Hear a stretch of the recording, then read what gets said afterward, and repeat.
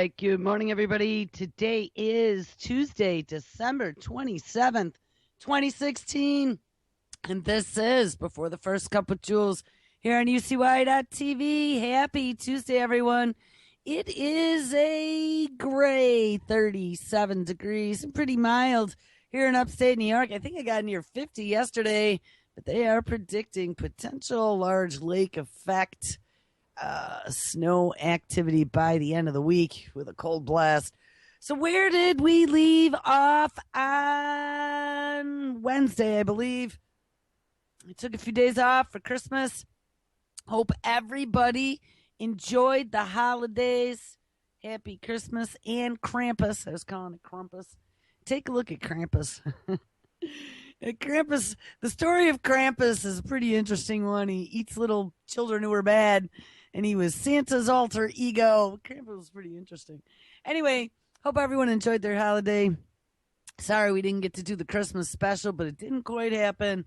Pops was ready a couple different times, but trying to coordinate that with going live when we can be archived and when Pops is ready to rock and roll. This hasn't been working out well, so I would find him then sleeping a few minutes later. So anyway, we'll try again. Don't worry about it. We'll do it. I'll have to just get some new recording software that works with the new version of Skype and see if we can get that going. So where do we leave off on Wednesday? We titled the show 21st Century Monitoring, AI Truth, Memories, and Wi-Fi Emotion Detection. And we had looked at, over the last few days last week, some of this new 21st Century Cures Act that included brain monitoring, which is beyond insane, surveillance of neurological diseases. And they are going to find ways to roll out a national neurological condition surveillance system. Now, of course, we've talked about Tommy Insel and him moving from the National Institute of Mental Health to Google's Verily to come up with great new ways to diagnose and cure mental disease. We found out already Dr. Smartphone is working on that. By integrating AI into applications, they can use your voice patterns to diagnose a myriad of diseases, not just mental, but there are other things within the body that they've discovered with the onset of disease cause changes in the cadence of your voice and may be identified way earlier before symptoms appear. My dad, one of the things I had to laugh at, not really laugh, but kind of sarcastically laugh after the fact, being able to see it all 2020 now. He kept telling me, he's like, Joel, this Watson thing. I'm like, I know, it's Dr. Watson.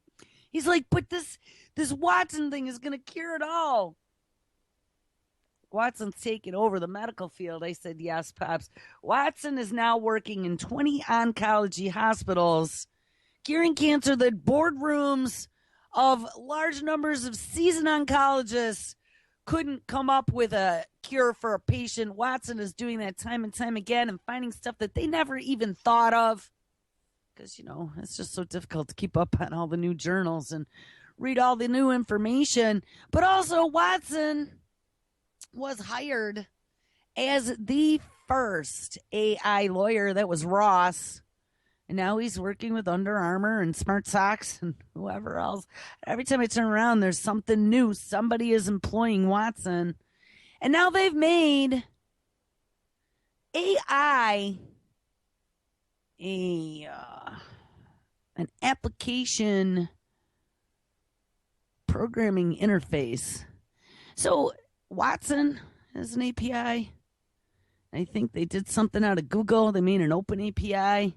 So basically what that allows them to do is to hand the tools of AI, to hand what they have already built in the cloud and say, here, developers, you people all over the world, just like we democratized CRISPR.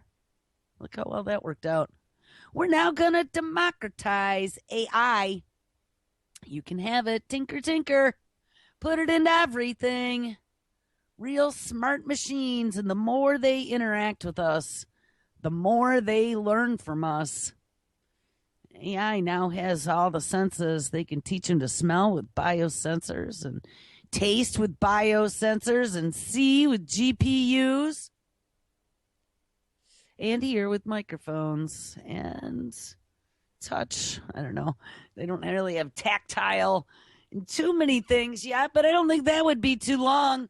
They already have prosthetic limbs that can be remote controlled with your brain.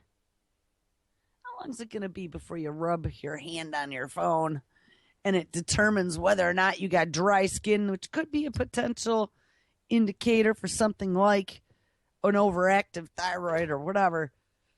It's all in the name of Dr. Smartphone. Everything is going to be going to smart diagnostics. And they're trying to crack the secrets of the brain as they're getting further and further into deep learning, trying to recreate the way humans think and imbue that ability on machines. So one day they can do all of our thinking for us and they will become smarter. They will be running everything. Will be a pretty interesting time when that happens. But the way to do that is part of this 21st Century Cures Act that Obama inked last week or the week before to the tune of, I don't remember if it was $6.5 billion or $5.6 billion, but it was a whole hell of a lot of money. Part of that 21st Century Cures Act included the Brain Initiative. And in that Brain Initiative, they've been trying to crack every single mystery of the brain. It's not only going to help cure every single one of us, but it's going to help them make deep learning and AI even more powerful than it is now to crack all the secrets about how the brain imprints memories from birth to death. And that is the point right now. They'll be able to have you speak into a smartphone, tell whether or not you have some sort of mental disease diagnosed on a spectrum. They can even determine now. They had a test, and we read about this a few days back, where they're able now, with brain science that they've come up with and tests and scans, to identify potential future criminals at 3 years old. And they seem to think that by identifying potential criminals, because, in the study they identified that 80% of those future pre-crime criminals, 80%, they say, are going to be committing all the crime, are going to be sucking up all the welfare, are going to be sucking up all the emergency room visits and creating all the fatherless children. That 80% of those children that tested as being slightly defective are going to create problems for our future 21st century society. They are not going to be the ones that conform. See, these are going to be the problems. And so maybe, just maybe, we need to come up with technologies to weed them out before they become problem children. Remember, we can identify them now at 3 years old. These are the fruits of our labors of the Brain Initiative of 21st Century Cures. And it's going to get even more invasive. Story was sent to me yesterday or the day before by Lady Pitbull. Thank you, Lady Pitbull. Merry Christmas to you. Science warning, messing with genes could wipe out geniuses from Earth. And I started to think about this last night after I read some of the story, and I was like, they're absolutely right. I mean, we've talked about just even CRISPRing, and now that they're CRISPRing humans, and now, CRISPR is a WMD, according to Clapper, testifying in front of the Senate Armed Services Committee. CRISPR has been democratized across the planet, and Johnny can splice and dice genes in mommy's back bedroom and create life on the fly. How is that going to turn out for the human race now that we have this gene war going on to create perfect humans, to create a super soldier in dark hallway labs in places like China, where they aren't necessarily covered by international laws. I mean, they are, but, wink, they're not.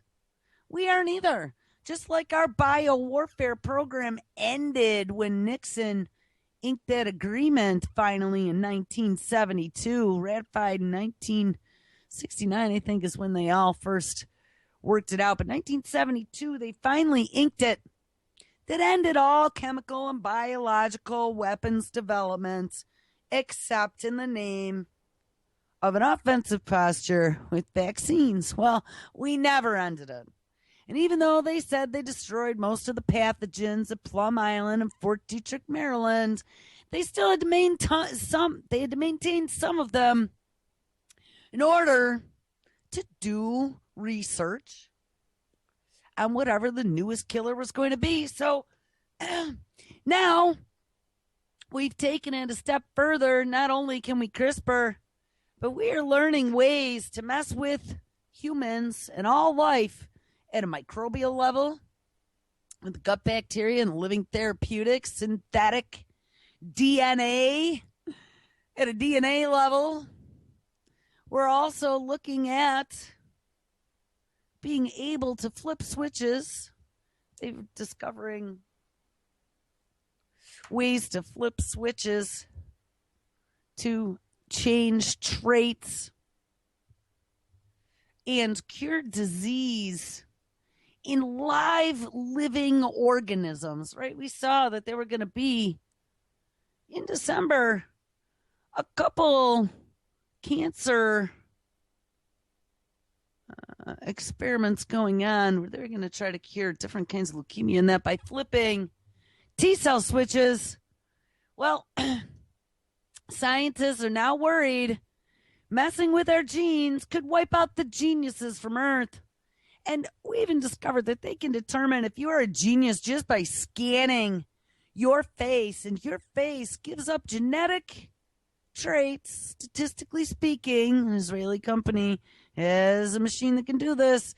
Scan your face, determine, statistically speaking, by your traits, what genes you have, what nationalities you are, and what the probability is that you could potentially be a genius or a criminal or a poker player or a librarian.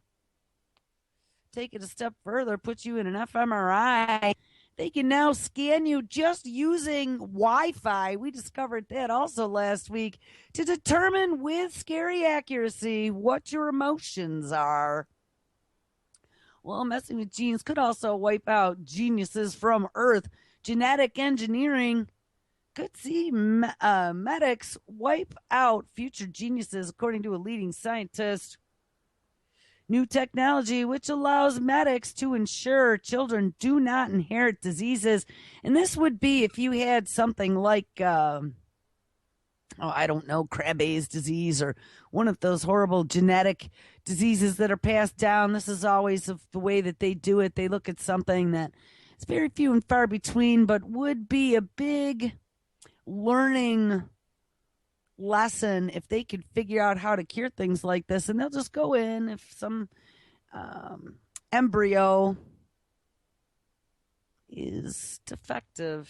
We know which switches to flip, this one, that one. Flip those switches and let's cure that baby. Let's make perfect humans. Guys, this isn't about perfect humans. This isn't about curing all disease. They don't care whether or not you and Susie and Johnny and Nana are cured. They don't. What they care about is that they've perfected this mad science right now that they are practicing with, upside down and sideways. And oh, yeah, that's another thing my dad was telling me. He's like, Jewel, did you see I've been reading Motley Fool? This technology, they are saying in the next 4 years, if you're invested, we are going to have all kinds of new millionaires everywhere. You just got to invest your money in the right technologies that are happening right now. By 2020, the stuff is going to be off the hook. I said, I know, Pops. I've told these guys on my show that if you got some money and you want to invest in the end of humanity 1.0 as we know it, this is it, guys. This is the second internet revolution that happened back in the mid-90s, except now you and I are going to... Oh, that was the other thing he was talking to me about. He's like, it's all about the Internet of Things, Jewel. Now, look, Pops hasn't been listening to my show for a while now. I don't know why. He always has an excuse or whatever, but that's fine. Because you know what? I ramble a lot, and my family especially has heard it all. But he's heard this from things like Fox News and Motley Fool. And he's pushing all the buzzwords, and he knew all about Watson. He knew all about the Internet of Things, and he knew all about the law of exponential returns.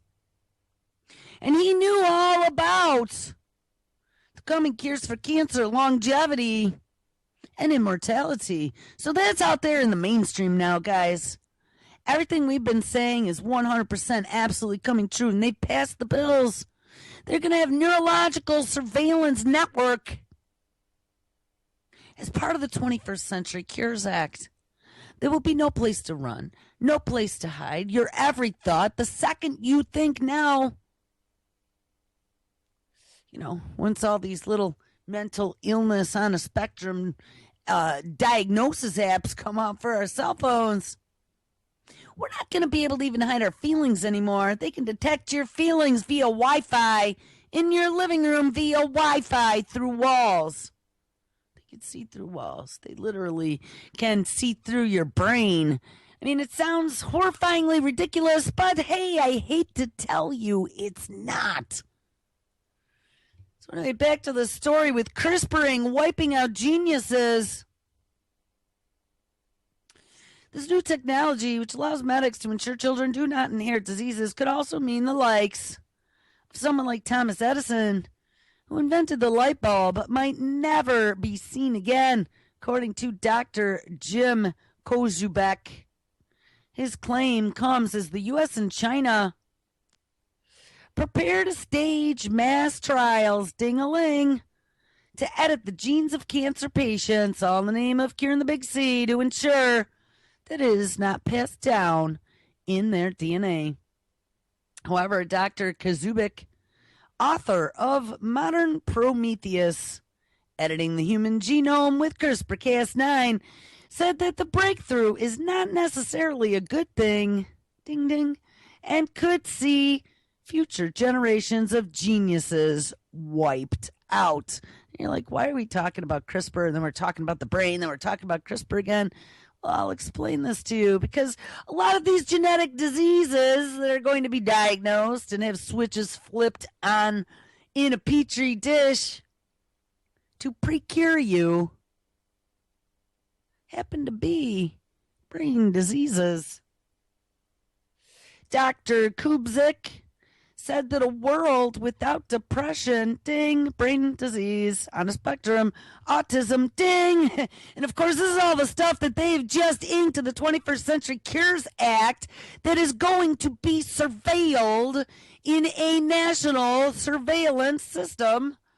Depression, autism, schizophrenia, ding, Asperger's might also mean ones without the likes of playwright Tennessee Williams, since most writers are 10 times more likely to suffer from something like bipolar disorder than the general population. And poets are 40 times more likely to be diagnosed with it. And that's very true. A lot of creative people have some sort of minor or major bipolar-esque disorder where they go from their fugues to their complete in-the-toilet depression that they can't get out of. But I'll tell you, having been in a bad place a couple times myself, in the delving down into the depths of depression, that's where some of your best writing, your best art, your best thought, your best music. I mean, I used to tinker with all that stuff, so it was all push dopamine buttons. That dopamine's what brings you out. Without that dopamine button, you can keep falling down that spiral. And by getting rid of the ability to ever experience those emotions. And it's just like telling little Johnny, no matter how good or how bad you do, Johnny, in the competition, we're going to give you a ribbon because we're all winners, Johnny. We all share the same bathrooms. We don't even distinguish between which are boys and which are girls anymore because we're all equal, Johnny. We're humans. And you know what? I'm not against us all being humans. Okay, I hate them saying, oh, well, this race versus that race. We're all one race called human race. But on the other hand, to get to this politically correct lefty bullshit brainwashing that we're all the same, there's no such things as differences between nationalities or between where your family came from versus yours.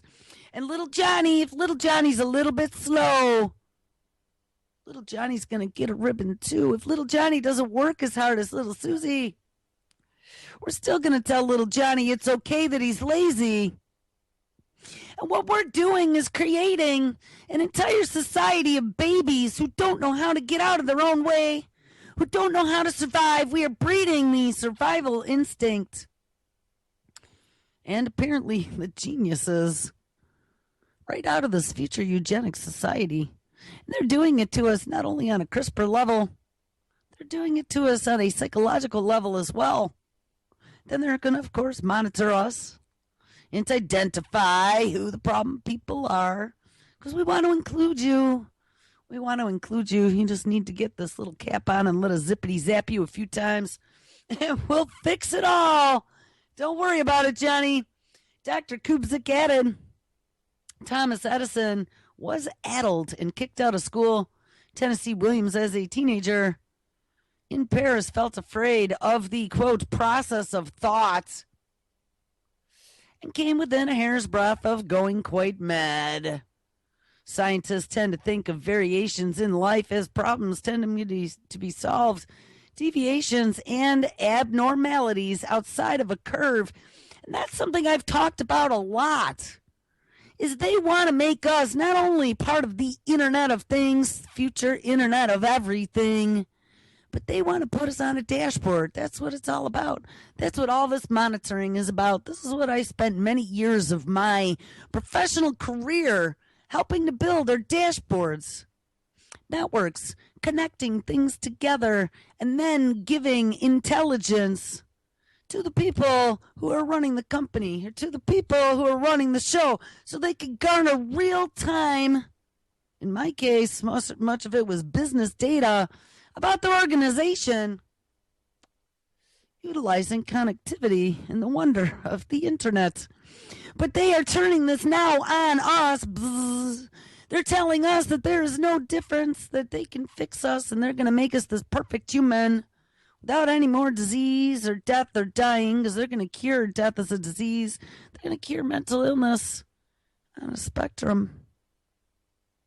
But while they're doing that, and they're learning to identify these things, they're using those very things that they're going to cure us of to identify us as potential criminals, to identify us as potential defectives, as not good breeding stock, as ones that could potentially cause problems for the future agenda.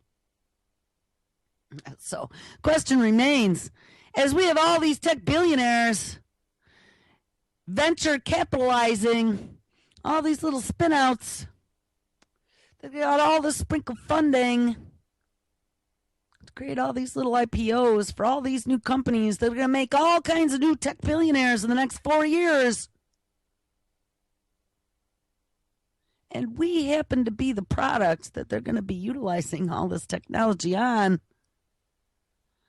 It's really got to make you worry. So they can identify who is the problem person, who's the genius, who's going to be the criminal at 3 years old, trying to make us better. You know, we look back to history. We look back to trying to create a perfect race. We look back to one-child policies in places like China, where baby girls were put up on the tops of mountains and left to die because they wanted to have a son that could carry on the name. Guys, this is all in the name of eugenics. Like I said to my dad, he's like, well, they want to be able to make us live forever. I said, yeah, actually, that's exactly what they're doing. Peter Thiel, Mr. I'm all for Obama, Mr. Parabiosis, has now been dubbed as one of the people that are helping find the new heads of the different health and human services departments within the Trump administration. Mr. Peter Thiel, the one who is all about investing and taking old blood, putting it into new creatures, and taking new blood and putting it into old creatures and watching them get older and younger, respectively. Yes, that Peter Thiel. He's playing a key role in filling health and science posts under Trump. Guys, we saw the biotech stock went crazy when Trump got elected. That was the writing on the wall. This isn't going to end. Oh, no. This is just another part of the plan. Peter Thiel found a way to get himself in there. He's going to make it all better for these tech billionaires, billionaire to billionaire. We want to talk about it. And hey, you don't want to die. You got a fortune. Why would you want to die? We could just tell these poor people we're going to cure them. And then we're going to use them as an experiment to figure out how to fix ourselves in the future. And we're going to use them to be able to make all the mistakes first. And here's the other thing. Once they get to that point where there is no death, there is no disease, they can just flip a switch or plug you in and bzz, bzz, bzz, and fix things. Or send a sound wave. I've been reading a lot about sound and some of the brain manipulation and the cellular manipulation they are able to do. We even read way back when we listened to a TED, I think it was a TED Talk, where that music professor had teamed up with an oncology group at the college, and they had spent years going through all the different frequencies, sound frequencies, and aiming it at different tumors. And they had started finding that certain frequencies were disintegrating the tumors, causing them to break into a million pieces and shatter like a glass, where you've put that resonant note through it. Guys, there's a lot. There is a lot that we don't know. And all this new medicine, what did we find out GlaxoSmithKline was calling them, electroceuticals or something like that? DARPA started all this research way back, that ElectRx program, stimulation with electricity and sound and all kinds of different things. But once they're able to cure all this stuff, once they are able to find out how to stop diseases and put this living bacteria that can go in and create medication on the fly, the second it determines that you have a potential future problem coming up here, Johnny, we'll just we'll go in and fix it without any intervention from a doctor. You don't even have to take a pill in the future if you have living therapeutics in your gut. And nobody's going to die. Well, if nobody dies, there can be no children. See, understand that. If nobody dies, we won't be able to have children because we won't be able to support children. The planet won't be big enough for children. At least uncontrolled birth rates of children. You see where this is going? So they're going to be able to decide the most perfect, the ones without defects, will be the ones that'll be able to procreate. Maybe only have one child. But what does it matter? Because your child could live to be 672. You only need one. You can keep all your wealth. You can keep all your knowledge. What an amazing world this would be. Guys, this is a frightening, frightening world. So if they go in the story, let's get back to this first story, and start correcting, quote unquote, things that they have determined are defective. Now, those defective genes, those defective brain rhythms, those defective personality disorders. How many future inventors who may have found a way to save the species are going to be eliminated? how many John Connors who in the future might have the wherewithal to figure out how to take down the machine are going to be eliminated before they ever become John Connor. Guys, it's a very, very, very frightening thought. And we have established how they've gotten into our heads. They can read your thoughts. They are now being able to insert and remove memories. They can scan your dreams. This is not fantasy anymore. All right, let's move a little bit over here because something happened. And I didn't believe it, and I really started digging into it.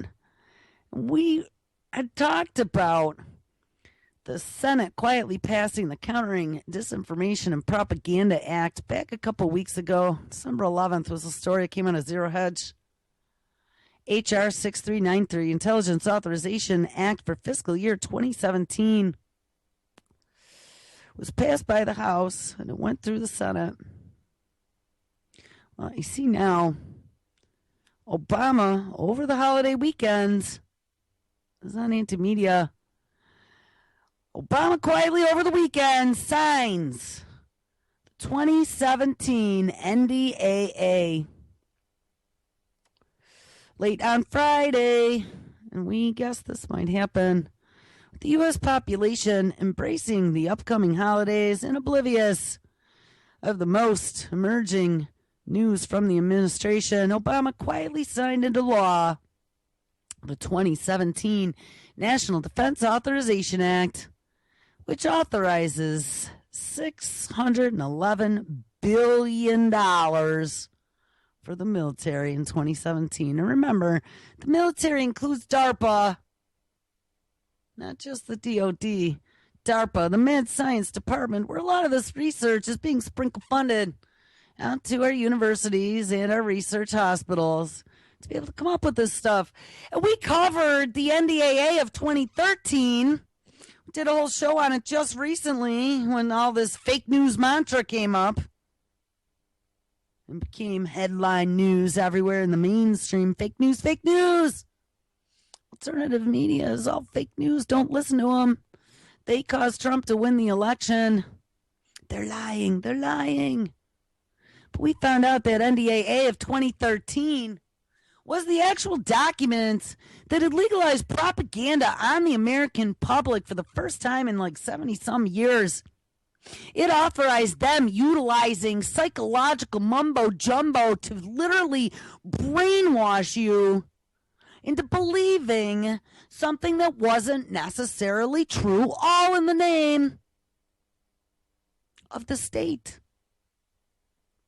The State Department, the Broadcasting Board of Governors are all in charge of that, and they have been spinning this type of propagandized news through Voice of America and all their different stations that they have internationally across the globe, all in the name of democracy. Well, now they are turning this against the American people. And as Tommy Insel goes over to Google's Verily and starts working on diagnosing mental disease on a spectrum utilizing smartphone applications, and they dump $6 billion into the 21st Century Cures Act that includes neurological monitoring for mental diseases, all very roughly described under the headings of dementia and autism, which could mean anything. All in the name of keeping you safe there, Johnny and Nana. And then we find out they just passed 2017 NDAA, which they put another $611 billion into the military wink budget, including DARPA. We should be really scared.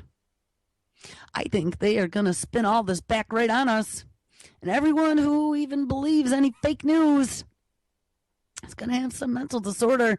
My mom, I talked about her last time we were there for Thanksgiving. She had this little pile of clippings stapled together out of the paper, out of the mainstream. And she'd already been filling her head from the TV. But she handed me this little pile of stapled, clipped stories and said, Joel, look at all these stories on fake news. Look at all these lies that are out there in this fake news.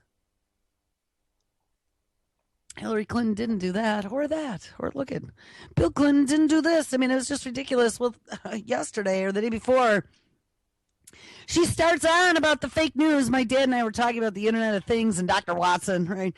And making bazillions of dollars in the next 4 years.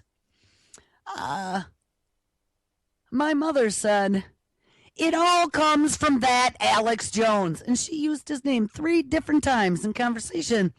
And I turned to her and I said, I don't particularly care for Alex Jones. He really starts to aggravate me after a while listening to him because he just kind of blabbers over things. But what was interesting about that is that the mainstream has identified Alex Jones a few times. Of course, he is the lunatic that has become the de facto face of the quote-unquote alternative media. I wish they wouldn't do that because he does not represent me for certain. But the fact that my mother's spitting out Alex Jones, I said, look, where did you get that name from? Do you know who Alex Jones is? And she says, well, I looked him up. I read all about him. He's the one who's responsible for all this fake news.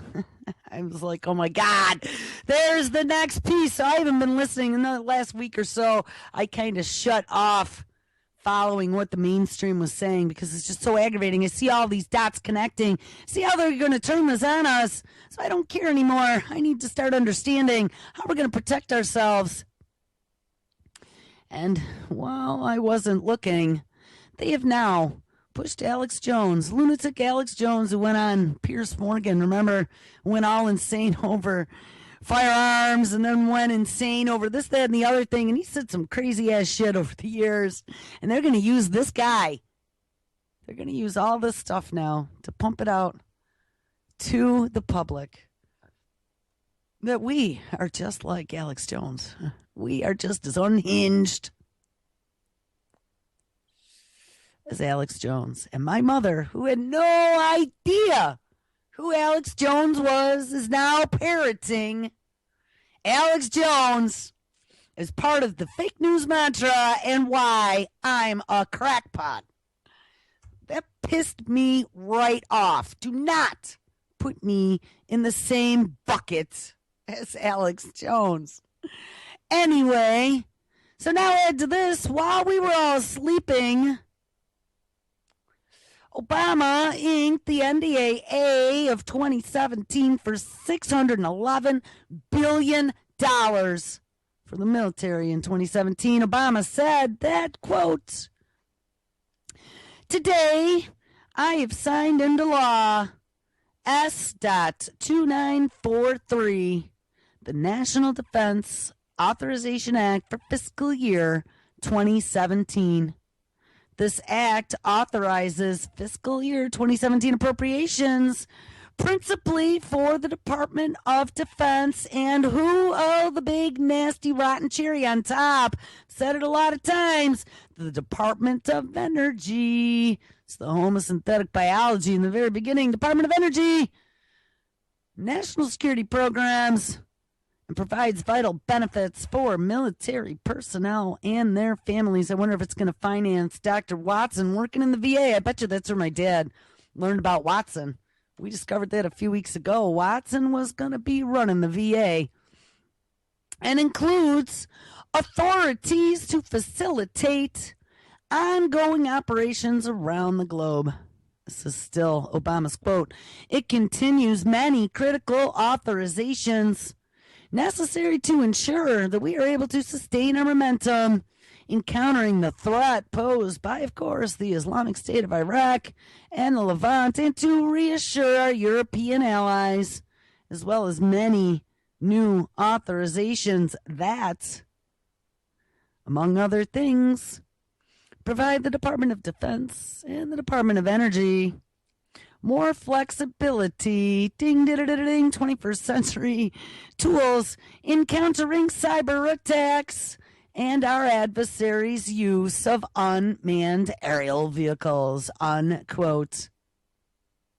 Much of the balance of Obama's statement blamed the GOP for Guantanamo's continued operation and warned that, quote, unless the Congress changes course, it will be judged harshly by history, unquote.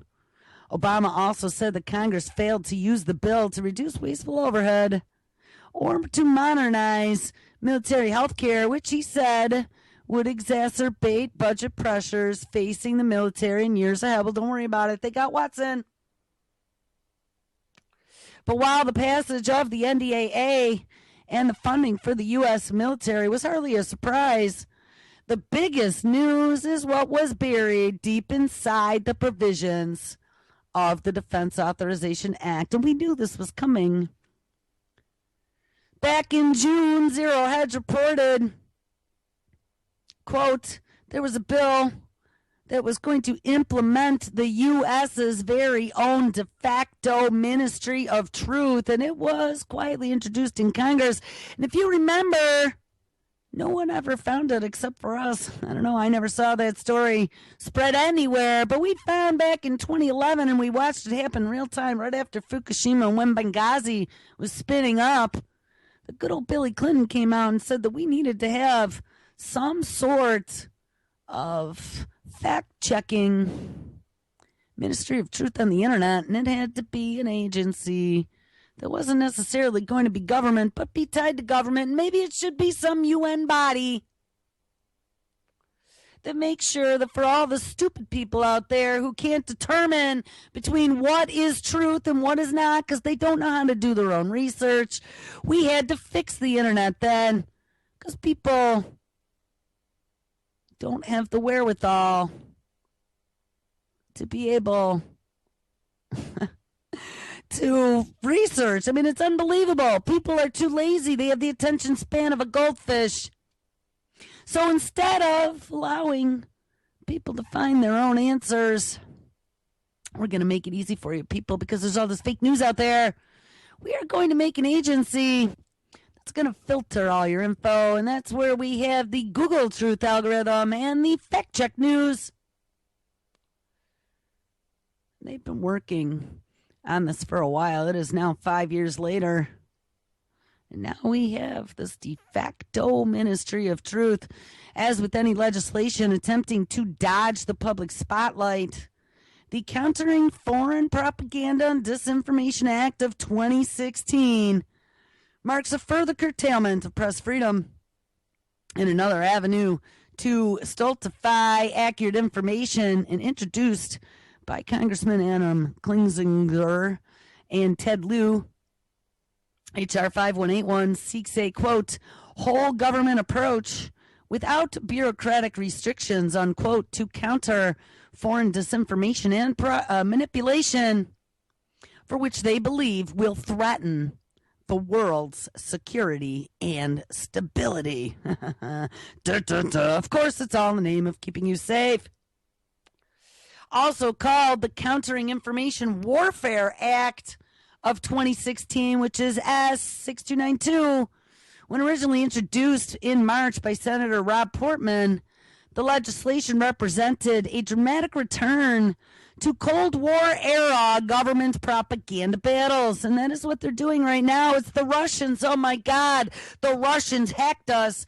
And you see how this is all going. It was fake news, and then it was the Russians. Now it's the Russians in cahoots with the fake news people.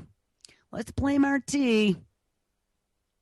These countries spend vast sums of money on advanced broadcast and digital media capabilities, targeted campaigns, funding of foreign political movements, and other efforts to influence key audiences and populations, explains Portman, adding that while the U.S. spends a relatively small amount on its Voice of America, the Kremlin provides enormous funding for its news organization, RT. And they actually do. If you go to Wikipedia and read about RT, you will see that there's a whole huge chunk of money that is funded directly from the Kremlin to support their network. But on the other hand, you know, if you understand, and we talked about this a long time ago about RT, Russia Today, actually being a propaganda mouthpiece for Russia, of course, in their best interest. But on the other hand, they are also doing some really great investigative journalism, and their way of making propaganda in the United States is digging up all the dirt, all the crimes that our government is committing against the American people and bringing it to the spotlight. So how can you even call that propaganda? Because I can't. You got to be careful, of course, of what they're telling you and make sure you fact check again. And I always do, especially if it seems too good to be true. But how is that called propaganda? Well, because RT is doing investigative journalism, because RT is exposing lies that our government is feeding us, and because they have a mainstream slot here in the United States, they are now going to take every single one of us that are working on digging up dirt, that are connecting the dots, that are determining what is true and what is not true, and pointing out their bullshit. Every single one of us are going to be considered enemies of the state and are going to be labeled as producing anti-state propaganda. That's the horrifying part. Back to the story.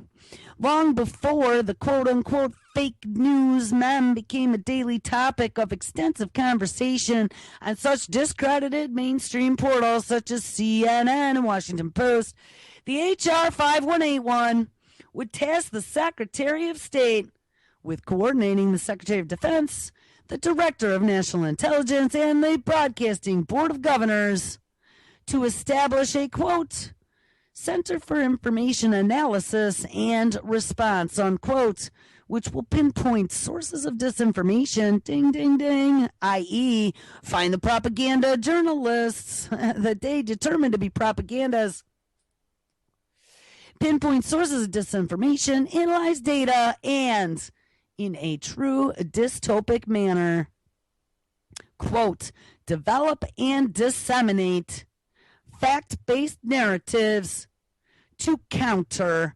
propaganda. In short, long before quote-unquote fake news became a major media topic, problem, reaction, solution, people, if there ever was one, the government was already planning its illegally backed crackdown on anything which that would eventually label quote-unquote fake news. And remember, Bill Clinton called it in 2011. Fast forward to December 8th when the Countering Disinformation and Propaganda Act passed the Senate, quietly inserted inside of the 2017 National Defense Authorization Conference Report Act. And now, following this past Friday's signing by Obama of the NDAA on Friday evening, the Countering Disinformation and Propaganda Act is now law. So add that to last week, the 21st Century Cures Act that includes neurological surveillance system. Guys, and all this brain research that is a part of the 21st Century Cures Act. They can scan our brains. They can determine what you have wrong with you just by the sound of your voice. I mean, I have to admit, it'd be pretty interesting to take one of those voice tests and see how mentally ill they say I am. But I wouldn't want that to be in the database. That's for sure. All right, so where do we go from here? So we find out now it really is like Dr. Mengele. They can CRISPR, they can scan us, they can maybe even cure us. Bzz, bzz, bzz. Johnny, don't be afraid, it won't hurt much. Dormant memories can be revived with a magnetic pulse to the brain. We read this. This is propaganda out of RT. December 2nd, 2016. Those who struggle to recall even the most recent of memories could one day be able to revive them all with a zap of magnetic energy to the brain. Bzz, bzz. According to a new study, which sheds further light on working memory. Now, why would we be doing research on this? Well, it's all in the name of curing mental disease. You start losing your memories with Alzheimer's and dementia. Remember, that was one of DARPA's big pushes, PTSD.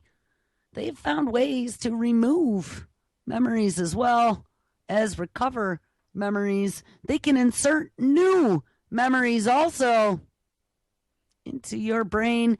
They can read your dreams.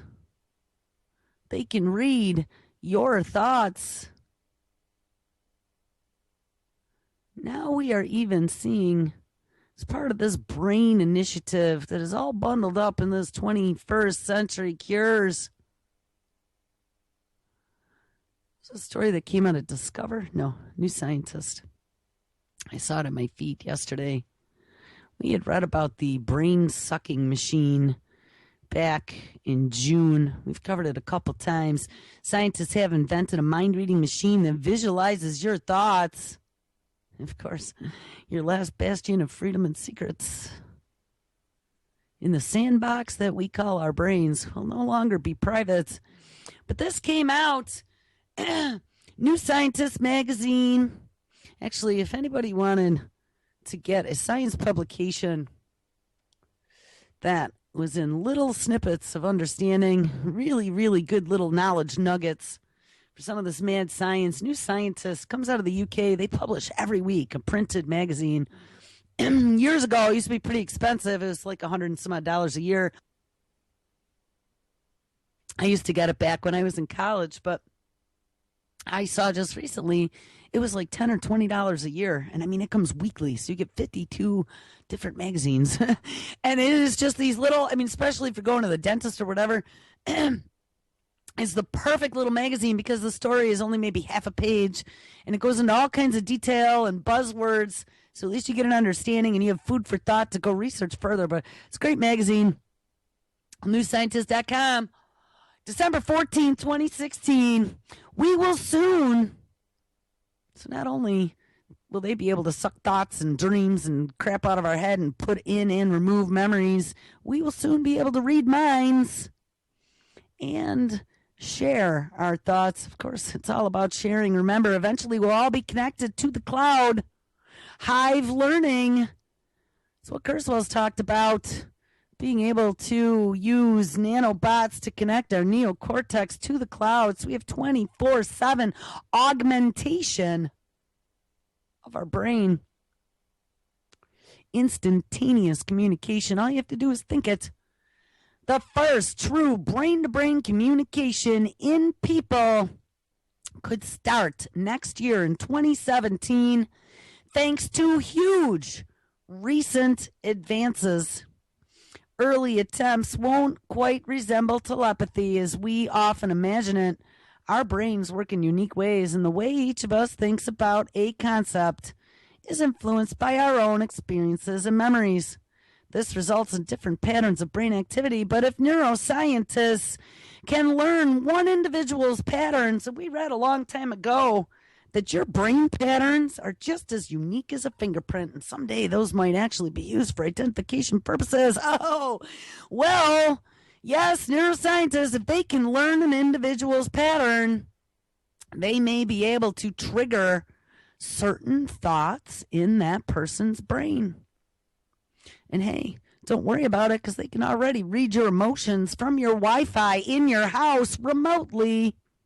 In theory, they could then use someone else's brain activity to trigger those thoughts in you. And so far, researchers have managed to get two people sitting in different rooms to play a game of 20 questions on a computer. And the participants transmitted yes or no answers thanks to the EEG caps that monitored their brain activity. With that love to hate technique, transcranial magnetic stimulation by triggering an electrical current in the other person's brain. And by pushing this a little further, it may be possible to detect certain thought processes and then use them to influence those of another person, including the decisions that they make. Similar to work being done in rats, and we read all about this when it first came out, which was connecting their brains to BrainNet. And remember, we covered that, the connected sending thoughts over the internet. The next step is to develop a human equivalent. That, of course, does not require invasive surgery. We read that other bill that passed Senate and the House, and now it's working its way to Obama. Maybe it's sitting on the House floor. I don't remember which one it was, but it was all about, again, monitoring and surveilling those with quote-unquote mental disease, that they wanted to make certain that it was non-invasive tracking. So don't worry about it, people, because it is coming. I hope I turned my bumper on. If I didn't, well, then we're going to be a little bit late. But, yeah, so put on a seatbelt because it is coming. 2017 is going to be the year to be able to read minds and share our thoughts across that World Wide Web. And last but not least, December 25th, since I don't have a bumper, stem cell mini brains, those little mini brain balls, are very similar to real brains, finds a study. And if we can make real little mini brain ball brains, then we can program them as well and give them the 5 senses and have all kinds of unique stuff to utilize for research. All right, well, I don't know what's going on here, but I'm not hearing any bumpers. So hopefully I'm just not blabbering on and not hearing anything. Oh, there we go. I'm super duper late. Maybe it is my computer. All right, have an awesome Tuesday. Lonnie's live up next, and I will catch up with you tomorrow. Everybody take care.